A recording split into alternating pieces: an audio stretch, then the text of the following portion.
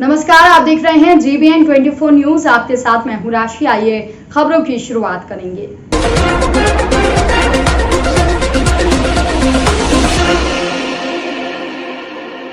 उत्तर प्रदेश के महोबा जनपद में एक व्यापारी से लाखों की फिरौती मांगने वाला शख्स पुलिस के हत्थे चढ़ गया, जिसको लेकर एसपी महोबा ने प्रेस वार्ता कर आरोपी की गिरफ्तारी किए जाने का खुलासा किया है।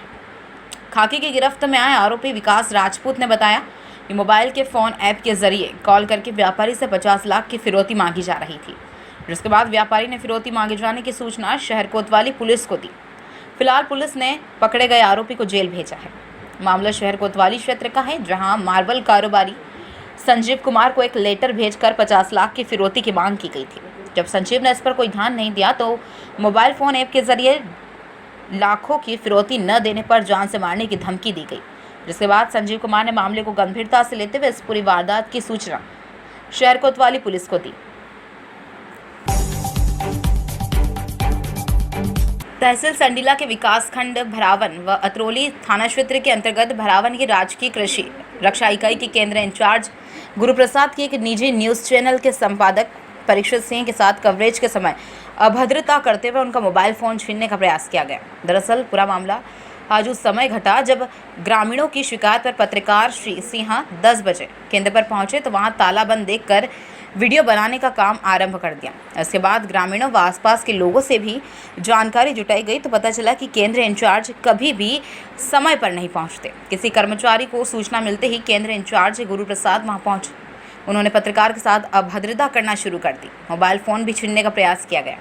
जब खुद की गलती कैमरे में कैद हुई तो केंद्र इंचार्ज ने अपना सरकारी कक्ष खोलकर डेस्क निकलवाने के साथ काम करने का नाटक शुरू कर दिया। फिलहाल पत्रकार श्री सिंह की घटना की पूरी जानकारी सीओ संडीला को फ़ोन कर दी गई है। ये कहाँ पर आप कार्य कर रहे हैं? राजकीय कृषि भंडार भरावन। तो खुलने का समय क्या है? 10 बजे। बजा कितना है? 10:30। तो अभी तक कोई अधिकारी कर्मचारी आए नहीं? कर्मचारी आ रहे हैं सब, क्योंकि अभी ये पराली का भी चल रहा है ना, जो पराली जलाई जा रही हैं। हाँ। इनके लिए भी वो फील्ड पे जाते हैं कि कहीं पराली ना जलाई जाए। तो ऑफिस तो खुलना चाहिए 10 बजे। ऑफिस खुल गया है, बस कहाँ खुल गया? कहाँ पे ताले खुले दिखाइए जरा हमको। कौन से ताले? ये तो गोदाम है। कहाँ ऑफिस कहाँ है? ऑफिस उधर बना हुआ है। खुला है? वो भी बंद है। तो 10:30 बजे हैं और अभी भी बंद है। तो वो आ रहे हैं, रास्ते में होंगे। हो सकता है अभी कहीं पराली की कोई सूचना उनको मिली हो तो उधर देखने चले गए। आप उनका नंबर दीजिए। क्या नाम है उनका? गुरुप्रसाद। किस पद पे है वो? वो यहाँ के इंचार्ज हैं। इंचार्ज। कहाँ रहते हो? ग्राम सभा क्या लगती है? छावन। तो यहाँ क्या करवाने आए हो? किसान सम्मान निधि का फॉर्म। प्रधानमंत्री किसान सम्मान निधि का फार्म भरवाने आए हैं। हाँ। तो यहाँ पर कोई आपको अधिकारी कर्मचारी नजर आ रहे हैं? एक है सर, बस एक है। तो का कोई ताला खुला है? ताला बंद है सब। सब ताला बंद। बजा के घड़ी दिखाओ। घड़ी दिखाओ, इसे घुमा के। 10:35। 10:35 और खुला समय है 10 बजे। 10 बजे। यहाँ कोई बाबूजी आ गए हैं कंप्यूटर ऑपरेटर, तो इनसे बात करें तो क्या बताएंगे? वो कहने बाहर से कराइए ऑनलाइन। बाहर से ऑनलाइन करवाइए। और यहाँ पे कोई और अधिकारी आपको मिला है? और कोई नहीं है। कृषि अधिकारी ने जो पत्रकार के साथ दुर्व्यवहार की है, अभद्रता की है, वो बहुत ही निंदनीय है। मैं जिलाधिकारी महोदय से मांग करता हूँ कि शीघ्र से शीघ्र ऐसे व्यक्ति को, भ्रष्टाचारी व्यक्ति को दंडित करने का काम करें। पत्रकार जो लगातार सच की आवाज़ उठाते हैं, जो प्रमुखता से जनता की लड़ाई लड़ते हैं, जनता की आवाज़ को बुलंद करते हैं, उनसे दुर्व्यवहार बहुत ही निंदनीय है। शीघ्र ही यदि निलंबित करने की कार्रवाई नहीं की गई तो मैं उन पत्रकार बंधु के समर्थन में धरने पर बैठूंगा।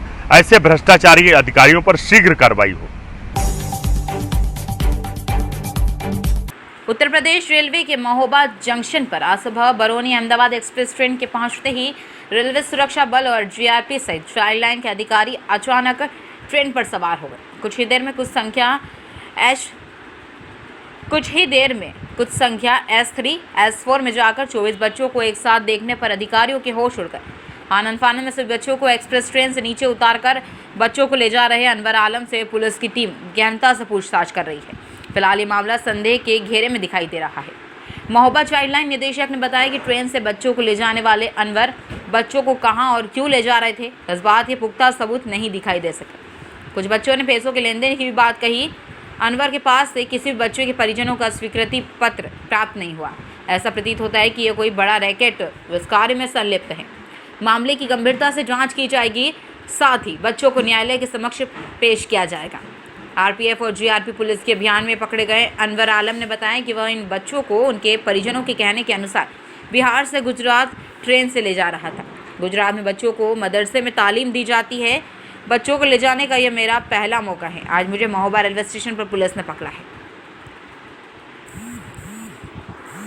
और आपको क्या प्रथम दृष्टया लग रहा है? कॉलर से सूचना मिली थी।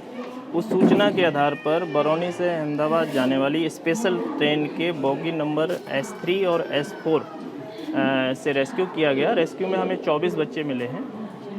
इनके साथ एक वयस्क व्यक्ति मोहम्मद अनवर साथ में थे, जिन्होंने कहा कि वो मदरसे में एडमिशन के लिए लेकर के जा रहे हैं, लेकिन इनके साथ में कोई भी फैमिली का स्वीकृति पत्र नहीं था। आधे से अधिक बच्चों के पास में कोई आईडी नहीं है और जिस मदरसे की ये बात कर रहे हैं उस मदरसे का मोहम्मद अनवर को नाम और पता भी मालूम नहीं है, जो कहीं ना कहीं शक खड़ा करता है। जांच का विषय है। बड़ा मामला लगता है, पूरा रैकेट है जो इस तरह से है। बच्चों से बात करने पर ये पता चलता है कि पैसे के लेन देन भी किया गया है। तो इस प्रकार क्या लगता है कि ऐसे कई बच्चों की ऐसी खेपें यहाँ से भेजी जा चुकी हैं बिहार बाई ट्रेन? हाँ, एक बच्चे से बात हुआ जिसने ये बताया कि उसका बड़ा भाई भी जा चुका है और ये मोहम्मद अनवर उसको एक बार लेकर के जा चुके हैं। ये जांच का विषय है। बड़ा मामला है। उच्चाधिकारियों को बताया जाएगा, माननीय न्यायपीठ के समक्ष बच्चों को प्रस्तुत किया जाएगा। फिर जैसे न्यायालय के निर्देश होंगे आगे वैसी कार्रवाई की जाएगी। यहाँ पे कहाँ से बच्चों को लाया रहे थे और कहाँ ले जा रहे थे? मोहम्मद अनवर आलम नाम है और मैं खगड़िया ज़िला सहसी बस्ती अलौली थाना, वहाँ से इस बच्चे को मैं गुजरात वहाँ संस्था में पढ़ने जाता है। कौन सी संस्था है चल रही गुजरात? वहाँ नौसारी ज़िला जगवाड़ बस्ती है, जामिया ज़करिया जगवाड़, वहीं बच्चे पढ़ते हैं। वहीं इन लोगों का गार्जियन हमको बताए कि भाई इसको ज़रा पहुँचा दो। तो कैसे ले जा रहे थे आप? ट्रेन से। अच्छा, क्या पैसा मिलता है आपको ले जाने? जी नहीं, पैसा ऐसा कहीं फ्री में सेवा कर रहे हैं? जी, सेवा क्या है, बस ये पहली बार मैं जा रहा हूँ सर। वो भी उन लोगों के बच्चे के गार्जियन के जिद करने पर कि भाई कोई होशियार बच्चा नहीं रहेगा, छोटा बच्चा है। गाँव समाज की बात थी, मैं तैयार हो गया। कौन सी ट्रेन से ले जा रहे हैं? ये बरौनी अहमदाबाद। अब क्या हुआ है? अब यहाँ इन लोगों का कहना है कि भाई इसका बच्चा का गार्जियन का लिखित दो। लिखित तो मेरे पास है नहीं। अच्छा, बिहार में इतने सारे मदरसे हैं, वहाँ क्यों नहीं पढ़ा रहे आप बच्चे?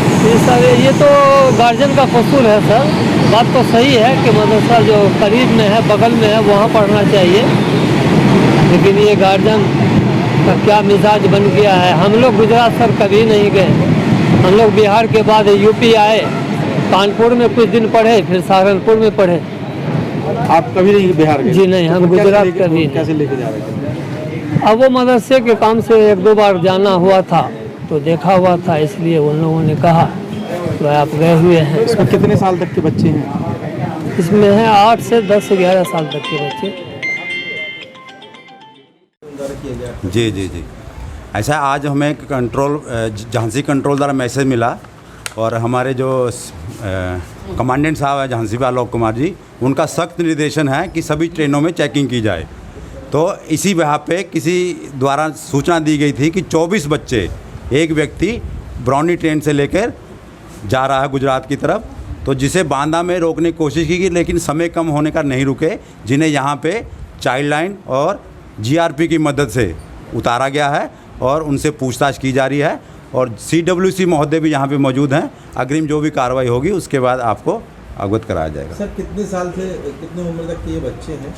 बच्चे आपके हैं जो 6 साल से लेकर 15 साल तक के बच्चे हैं। क्या लग रहा प्रथम दृष्टया ये बच्चे कहाँ जा रहे थे? ये तो पढ़ने के लिए कह रहे हैं, तो हमें भी पढ़ने के लिए बच्चों से जो पूछा जा रहा है, जो उनके माँ बाप के नंबर उनसे पूछें, ये पता चल रहा है बच्चे गुजरात में पढ़ने के लिए जा रहे हैं। बाकी विस्तृत जानकारी जो होगी वो इंक्वायरी के बाद ही पता चलेगी। फिलहाल तो ये समझ में आ रहा है कि बच्चे गुजरात पढ़ने जा रहे हैं, लेकिन कुछ अनियमितताएँ हैं जिनको पूरा किया जाएगा, उसके बाद ही आगे बताया जाएगा।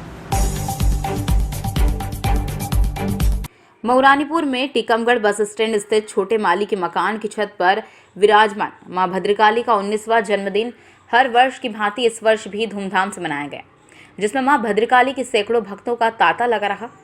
मंदिर में शाम से ही भक्तों की भीड़ देर रात तक लगी रही, जिससे दूर दराज से लोग आते हैं। मां भद्रकाली जी के जन्मदिन की तैयारियों में प्रथम दिन से प्रारंभ होकर सप्तमी के दिन तक भक्तों की तैयारियां जोरों शोरों से रहती है। आधुनिकता भरे इस युग में केक काटने की परंपरा को ध्यान में रखते हुए श्रद्धालुओं द्वारा केक काटकर मां भद्रकाली जी का 19वां जन्मदिन धूमधाम से मनाया गया, जिसमें भक्तों की लंबी कतारें देखने को मिली। श्रद्धालुओं का मानना है कि मां के दरबार में प्रत्येक व्यक्ति की मुराद पूरी होती है। प्राप्त जानकारी के अनुसार संवाददाता ने बताया कि मां भद्रकाली की प्राण प्रतिष्ठा वर्ष 2003 में कलश यात्रा पूरे नगर में भ्रमण एवं विधि विधान से गणेश पूजन, धान्या दिवस पाठ, जलाधिवस पाठ, सहस्त्रधारा के साथ मां निरंकाली की प्रतिष्ठा हुई थी, जिसे मऊरानीपुर स्थित गांधीगंज निवासी वेदाचार्य पंडित अंबिका प्रसाद भार्गव शास्त्री के देखरेख में संपन्न हुई।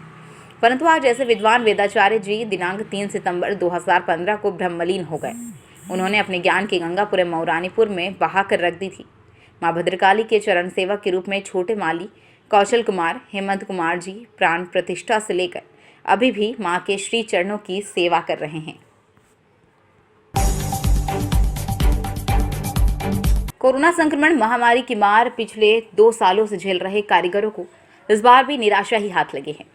लगातार तीसरे साल नहीं होगा जनपद जालौन के जालौन नगर में स्थित बाराही देवी मेला में मैदान में रावण दहन। आपको बता दें कि जनपद जालौन के जालौन नगर क्षेत्र में रावण, मेघनाथ आदि के पुतले बनाने वाले कासिम चाचा इस बार काफ़ी मायूस दिखाई दे रहे हैं। जब हमने उनसे बात की तो उन्होंने कहा कि अब तो हालात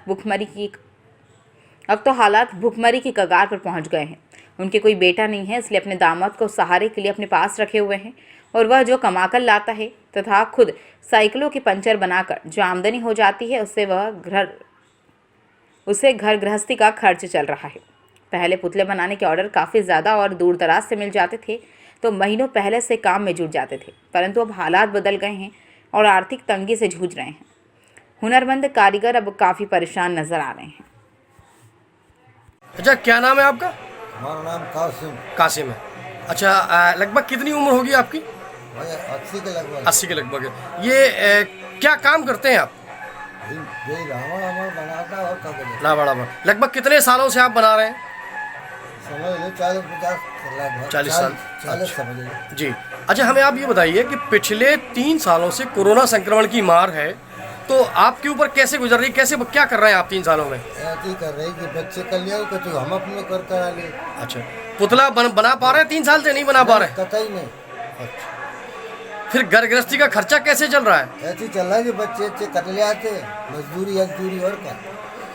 अच्छा, आप ये बताइए कि इतने सालों बाद आपको ये संकट जो कोरोना का गुजरा है, इस संकट को आपने कैसे काटा है? तो ऐसे ही काटा था, जो कभी पुनी थी वो खा बैठे। अच्छा, एक और सरकार जो है हाथ कारीगरों को जो बढ़िया मूर्तिकार हैं या शिल्पकार हैं या आप जैसे जो हुनरमंद हैं, इनको सरकार प्रोत्साहन दे रही है कुछ ना कुछ। आप लोग आज तक जी हमें मजदूर नहीं बनाया गया। 100 रुपया ले गया, हाँ। हम तुम्हारा कार्ड बनवा के देंगे जी। आज तक कार्ड नहीं आया जी। एक संवाददाता आए थे जो ऐसी फोटो ले जी, तुमने कहा हम बनवा देगा, तो वो 3 साल से वो नहीं बनवा पाए। अच्छा, तो इस संबंध में कभी आपने प्रशासनिक अधिकारियों से अपनी बात कही? खूब कही। हम तो अब जिनके लाल बत्ती लग गई उनको काम करो, मतलब पहुँच में है, उनको काम करो में बहुत खर्चा बांटे, इलेक्शन करो जी, सब कभी मेहनत करी जी जी। हमने कहा वही कहते कि मतलब करेंगे हम करेंगे, बस करे में वो नहीं चल रहा। अच्छा, कितने बच्चे हैं आपको? हमारे नहीं है बच्चे, हम दामाद को रखे हैं। अच्छा, आप दामाद को रखे, मतलब आपके पास संतान नहीं है? एक लड़की है। अच्छा, एक लड़की है। तो कहीं ना कहीं आप अपने हुनर से पूरी दुनिया को जो है दिखाते हैं कि किस तरीके से हम लोग क्या काम करते हैं। और पिछले कई सालों से या 3 सालों से लगभग कोरोना संक्रमण की वजह से अब स्थितियाँ ज़्यादा ख़राब हो रही हैं। थोड़ा बहुत अपना साइकिल की इंडस्ट्री है जी, तो वो भी करते हैं। अब होता नहीं तो अपने अंचर पंचर जोड़ ले, गुजर इस बुलेटिन में फिलहाल के लिए इतना ही। अपडेट्स के लिए आप बने रहिए हमारे साथ। नमस्कार।